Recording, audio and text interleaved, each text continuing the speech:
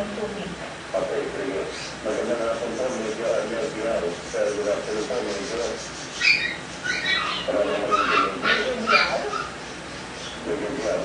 Okay, tawagan lang ito ako sa inyo diyaw para sige, hindi patawagan ulit natin. Yung mga hindi alam na natin. So, ang isipin pala nito, Idol, kapabilis mo yung munisipyo ng tubig town at malapit din daw sa Jollibee. Okay. Para pagkinawagan natin sila, kung sinigyan ba, ang minigyan sabi natin dahil kung magmamahalan mo rin, isang banday ko, ano ito, hindi namin alam ko. Kaya pag sinukotomogan, ito sa tabi ng munisipyo, di ba, kung nag-iirip ko, iwala yung magabi. Ano mo isa nila kung bakit siya nakakit yung police-pirante? Bakit na sa experience? Kasi yung mga budget operator, dahil na para sa mga police na yan, harang yun, hinarapit sa nila. Kaya sa mga police na ito, gusto nyo mga bawat, diba? Dahil wala na silang budget na tanggap. Kaya ayaw mo marami sa mga ilan. Yan, at isa sa police-pirante. Hindi ba, wala natin. Sa mga iligalista, mga sunalan, yung pangalan sa kwan, kung mga pagpapitin sa kanila, sa dito na kami mga ito, lalo sa kasama, yung kasama yung pangalan niya, yung sa controller, tapos yung pangalan ng sampung bahay, yung pa, kaya yung pangkat nila. Yung pag-inom sa kasama ng controller, kaya nagkaroon ng salamat na korupsyon, nagkipagdagawa ng mga katulad natin, sa mga iligalista, dahil sa mga budget, kinakat nila sa controller sa mga multa. Ayan, oo nga. Nakakalungkot na, di ba? Pero talagang yun ang nangyayari talaga ngayon. Kaya ang pinakakawalan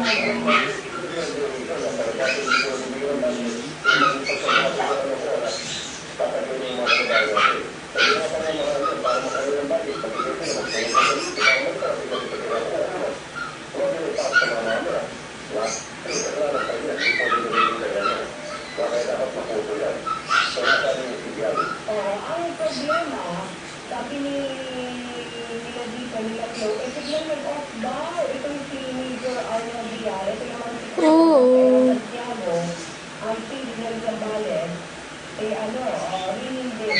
Kasi nakapos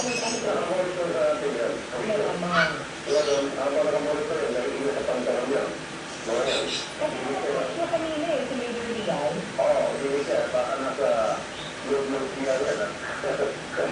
Naging ka rin sa hindi.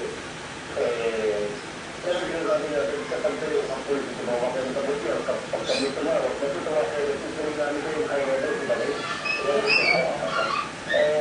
Sa pagdali ng mga nagkalakuhan, at dahil sa kanyang mundo, kaya dahil sumasobri, hirap siya, dahil sigurado, ito po siya sa tatamahan kayo, lalo pa po yung mga sagot, palpak ka. Oo, kaya nga, dapat na sinuwa kami ng tama. Tama yun. Okay na tama, ipupray namin ito. Diba? Pero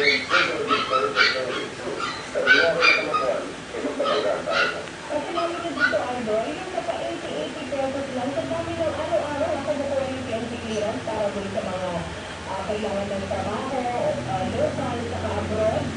Ang ano yun yung pa 80 pesos? Pero parang nalulukipan ko rin kahit na 100 sa yung mahal ko rin sa dapat siya, para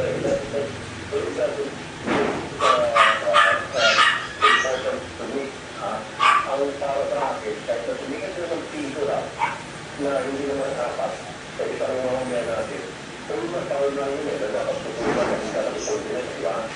Yung halaga, may tandaan na naman yun, di ba? Yes. Kung yan na yung 80 pesos bawat mamaya, o piso bawat mamaya, na pinutan sa mga hindi naman dapat, kailangan talaga maputo yun. Diba? Dapat action na natin yun. Kasi, hindi natin iligal. Of course, anyway, yung programa ngayon, kapag wala na tayong isang aling nakakausap. Pagkawagan natin tomorrow, the register will be the phone, will be the phone, video, the ID. Nagpapagod sa solution, kung mga hindi nila